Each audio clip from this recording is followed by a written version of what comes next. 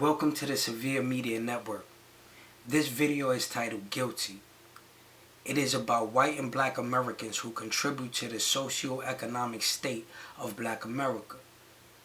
If you like the commentary, don't forget to click the like button below, comment, subscribe, and share with friends.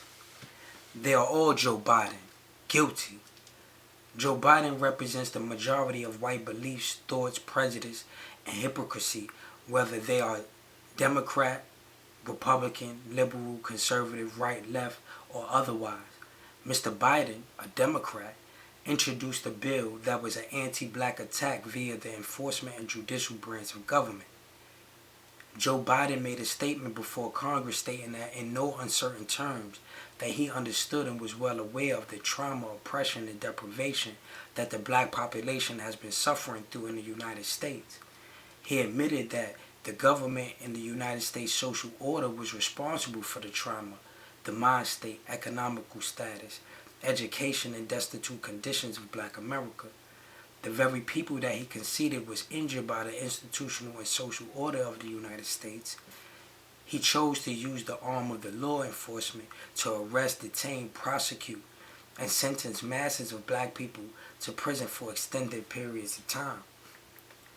This seemingly represents Joe Biden's core beliefs, his policy, and his actions. But in truth, it represents his prejudice, his racism cloaked in law and order, and his ability to use the law enforcement arm of the law to enforce race-targeted policy. In his reality, however, exists a hypocrisy that is as American as apple pie. Joe Biden's son is an addict. But Joe Biden's son didn't suffer the harsh, tough-on-crime penalties that Joe Biden himself presented to Congress, laws that Biden himself claimed to author, and the punishment he deemed fitting for such offenses. He did not. His son was not made to be arrested, beat, and intimidated by officers, forced by the police to give up his connection, which is likely another white person, faced with trumped-up charges, and forced to take a plea and do mandatory minimums. No, nepotism saved his son. But this is a fine example of the duplicity of the white consciousness as it relates to crime and punishment, accessibility and accountability. The majority of whites think that blacks should do hard time and expect harsh punishment for blacks. But they are not as punitive when it comes to whites. Although most will not admit it openly, they believe that whites should do less time for the same offense, especially if that white is connected to law enforcement, government, or the wealthy. What we the people are saying now is we want the laws, procedures, and punishments to be uniform. The same sentence that goes to a police officer also goes to an ordinary black citizen. The same treatment for a politician or a wealthy white. We demand the same treatment and sentence for black America. White America, take a look at yourself. How can you hate a people that descended from a people that helped your people to build what you inherited today, the United States of America? How can you hate a people, the very people that made you rich and powerful, that made you the most powerful nation on earth? Does that make sense? How do you hate the closest ally to you, a people who has been loyal to you for hundreds of years despite the most grotesque treatment known to mankind? How do you hate a people that has fought in your wars, picked in your fields, plowed in your mines, paved roads, laid railroad tracks, built monuments, created inventions, literally had their hands, blood, sweat, and tears in every fabric that this country was founded upon? Ask yourself, how can you possibly hate a people like that? How do you hate a people that you have been holding on to and spending their rightful portion of this country's wealth and resources for centuries? The money that you possess is not all your own. Some of it belongs to the African American descendants of slavery. And in the corners of your mind where you chose to incarcerate that reality, you know it is true. And for that, you are guilty. African American descendants of slavery. We all have our thoughts, beliefs, and solutions to the problems that we face. We may have similar solutions or stark differences. Can we just do the work on our prospective plans and not waste the time and energy tearing down what other descendants of slaves are doing? Especially if our agenda is to solicit public attention. You can critique a person and even offer a better or more effective strategy without name-calling, insults, and personal attacks. Everybody wants to be the one, the leader, the director, etc. And it's understandable. Wealth, admiration, legacy, but at what cost? What lengths are you willing to go to have your way despite the best interests and the progress of the people? In order for us to seize political power, we need the numbers. We need the masses of the people to be on the same accord. We need all of our great minds to be working together for the benefit of the whole. If the learned of our community is incapable to forge an alliance, how do we expect common folks to unify? Take, for example, the issue between Yvette Carnell and Antonio Moore and Talib Kweli. They have publicly criticized and attacked one another.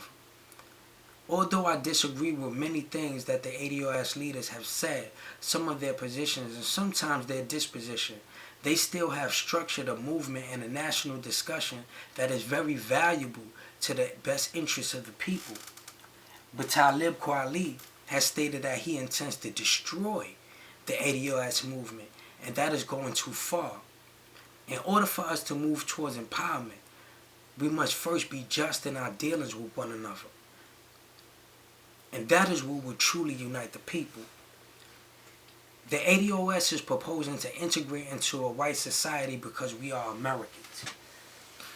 They are suggesting a new form of civil rights movement. Haven't we learned from the late great Dr. Martin Luther King Jr. that integration is not in the best interest of the ADOS population in America? I am with ADOS in regards to the reparations argument. I just believe that they are not demanding enough. I believe we should be working towards negotiation our own states in a reparations package. So I push back on the ADOS leadership in regards to that, and in regards to how they engage in some of their politics. Not all, but some of them. We have to position ourselves to take what we want. And what do we want? We want political representation, right? We want ownership and control. We want political influence. We want government contracts to go to black-owned businesses. We want to create jobs, and we want control over the police force. Here's one solution. We have over 35 million ADOS scattered throughout the country. We need at least 10 million of our voting population to choose a city and migrate there. Become a resident of that state and vote out all of its current representatives if they are not voting in the best interest of the ADOS community. Vote in all ADOS people and control the purse strings of the city, police force, and the Congress. This will require a serious commitment from you, a serious conviction and devotion to the masses of the people that is far beyond one's own self-interest. This will require you to take responsibility into your own hands. This will entail millions of us to pack up from the place that we call home, move into another city, possibly with relatives or in a shelter, rent a room, or become homeless and sleep in a tent. This will require of you to register to vote in that state and have an absolute conviction on voting locally as an occupation, a lifestyle, and a lifeline. This strategy will assure you of political influence, but it comes at a cost. It will require you to take over policing in the city. It will require you to be responsible for budgeting in the city. It will require you to be just with every black man, woman, and child, in public and in private. It will require you to have courage and conviction. It will require you to be prepared for a white violent backlash. It will require you to be prepared for a federal pullout and possibly military action or martial law tactics used against you. This is upward gentrification. Migrate into an American city 10 million strong or more as needed to become a voting machine. Gentrify the state rep seats and politically take over the state. Let's use Georgia for example. Georgia has 10,627,767 residents. The black population make up to 31.32%, and the white population make up to 59.42%. We need another 8 to 10 million blacks to migrate into a state like Georgia. Our agenda is to dominate the population there by sheer numbers alone. Dominate the population, dominate the politics. This will entail the black voting public throughout the spectrum of class or status to get involved. This is where our numbers will count for something. But we need all black descendants of slavery to be on board, including judges, lawyers, policemen, entertainers, entrepreneurs, veterans, ordinary citizens, etc. We need 8 to 10 million descendants of slaves to migrate into a city like Georgia with intentions to dominate the voting polls there. If you are not willing to take definitive action to change the odds in our favor, if you are unwilling to sacrifice everything, you too are guilty. Let's talk about this. Leave your comments at the bottom of the screen and share this video with friends and family. This is the Severe Media Network signing off. Have a blessed and productive day.